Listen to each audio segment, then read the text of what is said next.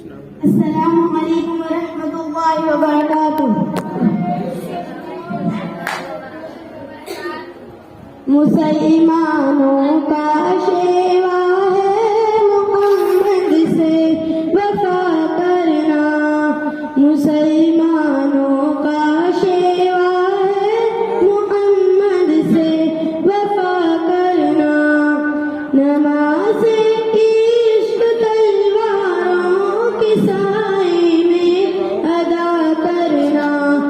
नमाज़े इश्क तलवारों के साए में अदा करना।